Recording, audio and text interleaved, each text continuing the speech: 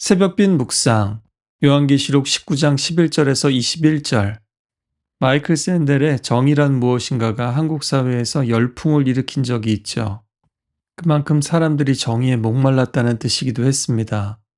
공리주의적 정의, 자유주의적 정의, 목적론적 정의, 공동체적 정의.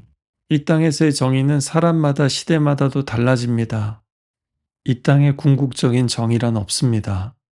그러나 오늘 최후의 전쟁에서 악을 이기시는 우리 예수님의 모습은 충신과 진실 그리고 의로 심판하는 분이십니다. 그동안 요한이 열린 하늘로 하늘의 보좌를 보았다면 이제 11절에 열려있는 하늘로 그리스도께서 이 땅에 내려오십니다. 이 악한 세상에서 성도는 하늘로 들림을 받았고 하나님의 나라는 이제 이 땅으로 임합니다. 백마를 탄 우리 예수님께서 하늘 군대와 함께 승리하는 행렬의 모습이 보입니다. 하지만 그분의 싸움은 검을 휘두르는 손에 있지 않습니다. 예리한 검은 그분의 입에서 나옵니다. 그분은 신실하시고 진실하신 하나님의 말씀으로 싸우십니다. 찰스 스펄전이 하나님의 말씀은 사자와 같다. 당신은 사자를 변호할 필요가 없다. 당신이 해야만 하는 모든 것은 그저 사자를 풀어놓는 것이다 라고 말했죠. 이사야와 시편에서 메시아의 모습 그대로 예수님께서는 입에 예리한 칼로 나라들을 치시고 쇠막대기로 그들을 다스리며 하나님의 진노의 포도주 틀을 밟으실 겁니다. 하나님의 정의로 악을 심판하시고 하나님의 백성들은 구원하시고 하나님의 영원한 나라를 세우실 겁니다. 그분은 또한 피로 물든 옷을 입고 계셨습니다. 예수님은 하나님의 말씀과 함께 결국 자신의 피로 구원하셨습니다. 반대로 예수님이 죽임당하신 이유는 세상 사람들은 희생하는 것이 아니라 다른 사람을 희생시키고 자신이 피를 흘리는 것이 아니라 다른 사람들의 피를 흘리고 하나님 말씀이 아니라 더러운 귀신들의 말을 따르고 있기 때문이었습니다. 그리고 지금도 말입니다. 생각보다 전쟁은 싱겁게 끝납니다.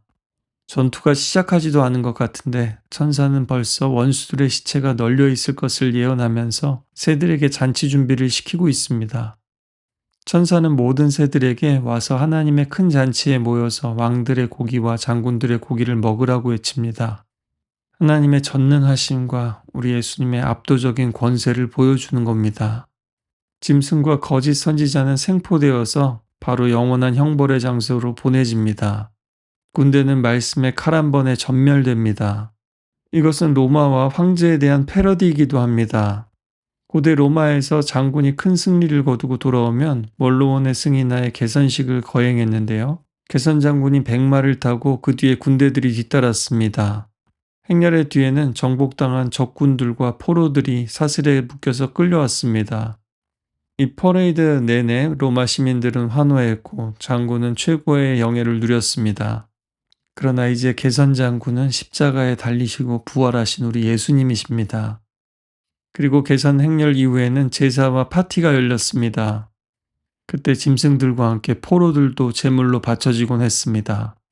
이제 이 세상의 왕인 사탄과 그 수하들이 개선식에서 포로 왕들이 처단되는 것 같이 그렇게 처단되는 겁니다.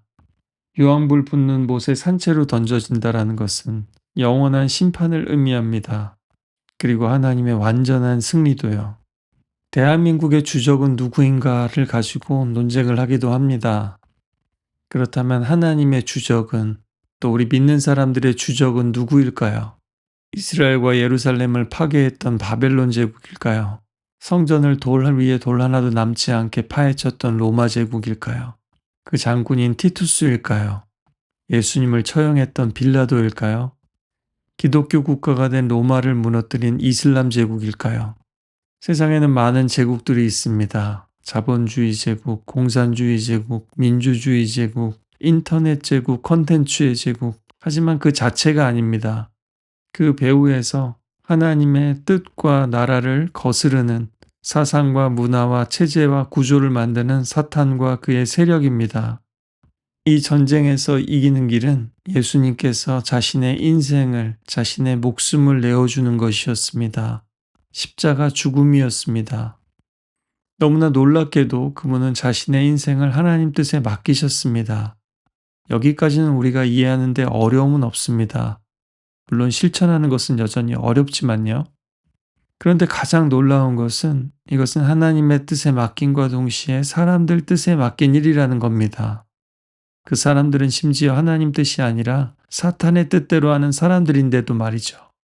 그들의 뜻대로 하도록 맡기셨다는 겁니다. 이것을 실천하기는 더더욱 어려운데, 왜냐하면 이 사실조차 이해하기가 너무나 어렵기 때문입니다.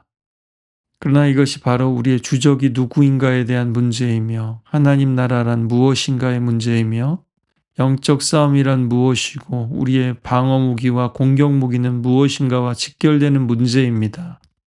아무리 하나님을 믿어도 내 욕심을 내려놓는다 해도요, 이것을 모르면 베드로처럼 예수님의 사역을 방해하거나 자기 칼로 앞길 막는 자를 치게 됩니다.